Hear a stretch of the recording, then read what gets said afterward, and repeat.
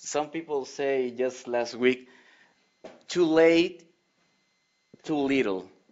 It's $200 million. I show you the numbers. We spent almost $2,000 million in the last 4 years in militaries.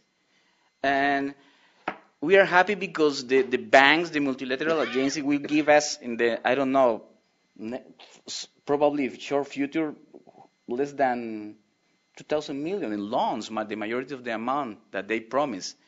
So we are paying already a lot of money. We will get probably more money, but will be loans. So there are people that really enojada with this situation. And in my humble opinion, I see that there is a no strong idea about what to do with Central America. And I see people in USAID, and I hear people in USAID talking about prevention, but there is another issue. What is prevention? I mean, tell me, what is prevention in terms of security? To build at a park, to provide education, but that's not security. I mean, that's social. So when the people is keeping talking here about prevention and security, but there's another discussion that probably need to be done in later. Thank you, Javier. Marcela? Thank you. I will begin with the last question, which is linked to this one. What does Central America think and wants to see about the United States? I'm not sure it's controversial, the role of the U.S. I mean, there are different actors there, as here, as in my country, everywhere, so you can speak about the political side, or you can speak about the actors in security.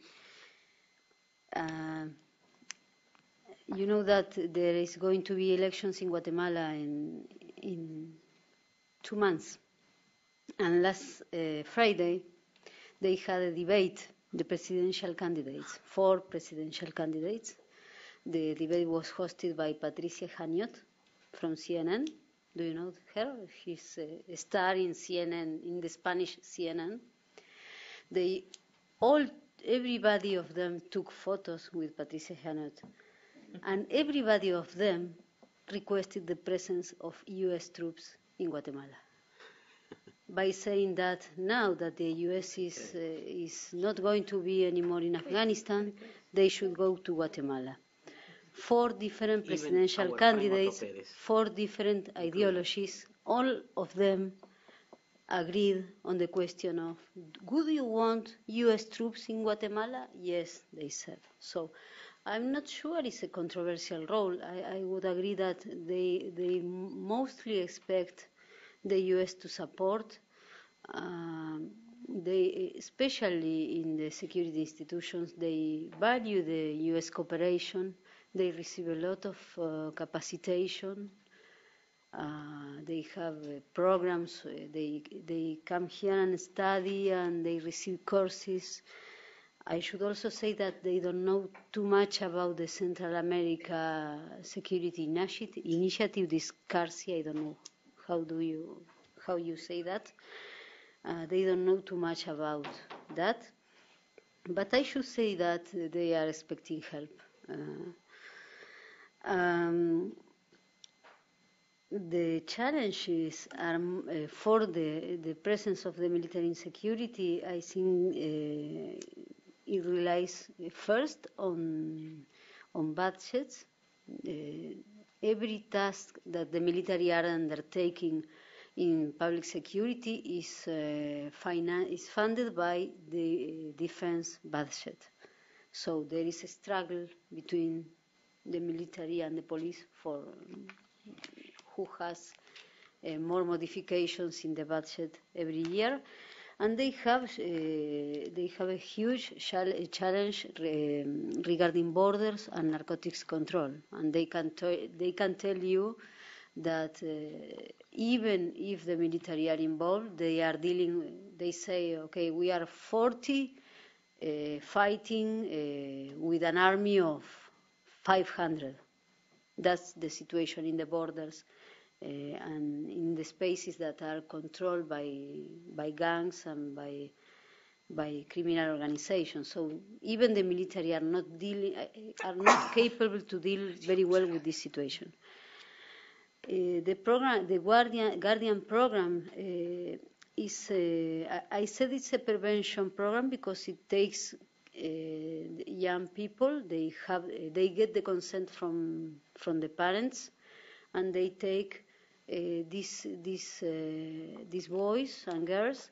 In the case of little children, every Saturday to the military bases, and in the case of those who are 14 or older, they go throughout the year to this training, and they teach them to different kind of works, and they try to make up their mind to think on the nation, what can you do about your life, why are you going to be in a gang, and so on. So it's like they actually say we format the kid's mind. And okay, we can agree or not with that, but it's the huge prevention program in Honduras. No, it's not. No, it's not mandatory. If they go to the parents and say, "Do you want me to put your child in the program?" It's not for everybody. They are having like 2,000 right now. They are intending to have a 1 million kids program in 10 years. But right now, they are having support from the presidency, and they were present at the SICA conference too. And El Salvador is instrumenting a similar program now. About the humanitarian response, I'm not sure. I think you are referring to this discussion on the humanitarian space and if the military should be involved in humanitarian response, which is a discussion everywhere, I think. In the case of Central America, they have a unit of humanitarian response, the CEFAC, the Central American Armed Forces Conference, has created a unit of humanitarian response, and they have this unit who goes to every country who has a natural disaster, for instance.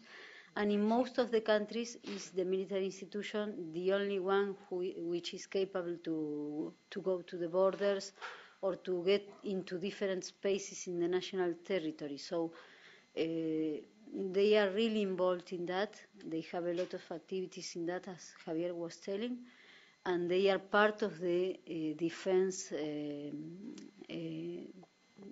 It's not very well called civilian defense because it's not civilian defense, but they are part of that system, and they are undertaking, as in the case of Haiti, for instance, the discussion between the humanitarian agents and the MINUSTA militaries, who is going to deal with support to population, who is going to distribute food or water or whatever. And so that discussion is also present in our countries, but the only institution that has those capabilities in those states are the armed forces. Thank you very much, Marcela. If I may, I have a couple of questions that could, serve as a final comments for all the panelists.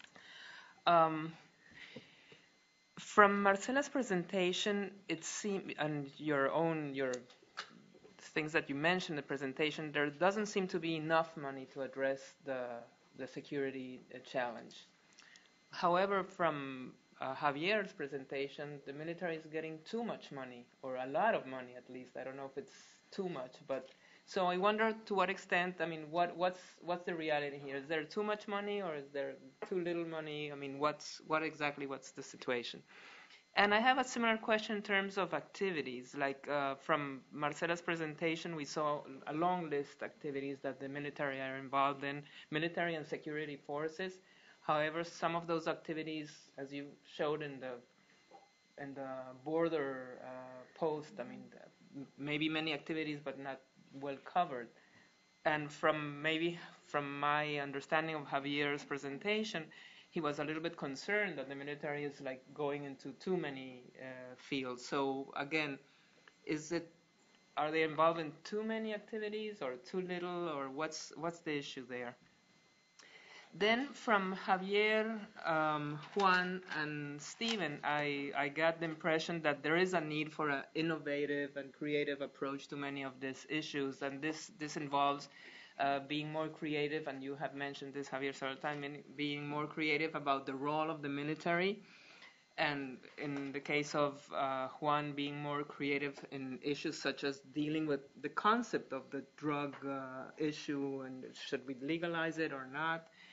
And from Stephen's comments, I understood I think I got the message that we also have to be more creative in thinking about the role of the civilians in the military issues. So I wonder if each one of you could, point out, be more like proactive in pointing out what exactly would it mean to be more creative, say, in assigning a role to the military, what the implications could. Well, you already kind of addressed it, but maybe comment a little bit more on this. And for you, Steve, also, I mean, additional roles for the civilian, not only oversight and not only building nice think tanks. Maybe there's something else that civilians can do. And well, sorry for all these questions, but I mean it was very provocative for me. Then both Juan and Steve stress how diverse Latin America is, and how there are different. Not only it's diverse from the cultural, social point of view, but also there are different institutional settings, institutional arrangements. And could you maybe this is good for all the panelists, could you be very specific about in what respect is Central America different in terms of the specific challenge of security, the specific threat of having the military involved in the security issue? I mean, what's the specificity of Central America as compared to other areas in Latin America? And finally, the title of this conference is Democracy and Insecurity in Central America, Role of the Armed Forces. We haven't heard much about democracy.